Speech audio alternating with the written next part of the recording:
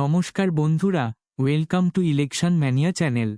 আজ আমরা আলোচনা করব ৩২ নম্বর করণদিঘি বিধানসভা কেন্দ্র নিয়ে।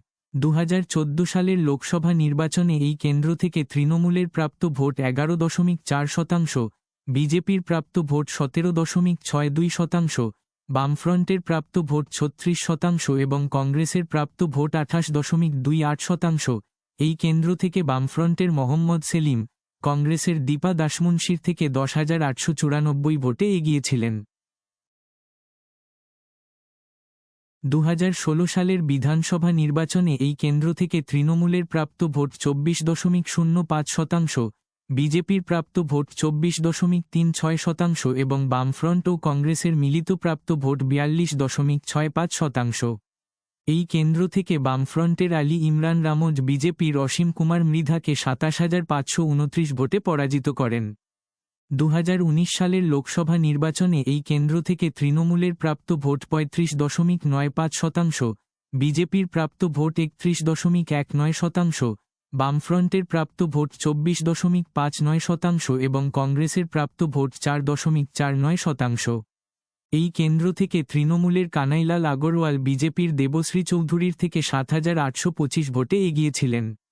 ২০২১ সালের বিধানসভা নির্বাচনে এই কেন্দ্র থেকে তৃণমূলের প্রাপ্ত ভোট ৪৯.৭৮%, বিজেপির প্রাপ্ত ভোট ৩০.২৬% এবং বামফ্রন্ট ও কংগ্রেসের মিলিত প্রাপ্ত ভোট ১৬.৫৫%।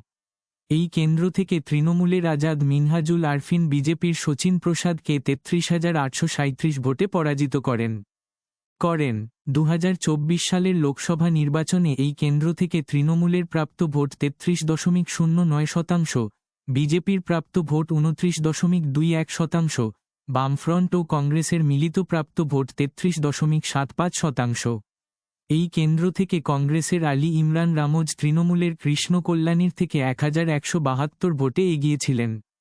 ৩২ নম্বর করণদিঘি বিধানসভা কেন্দ্র।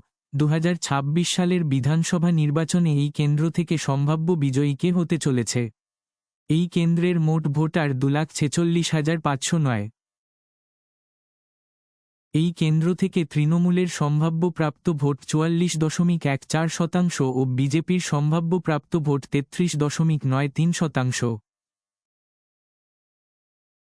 ৩২ নম্বর করণদিঘি বিধানসভা কেন্দ্র। ২০২৬ সালের বিধানসভা নির্বাচনে এই কেন্দ্র থেকে সম্ভাব্য বিজয়ী হতে চলেছে।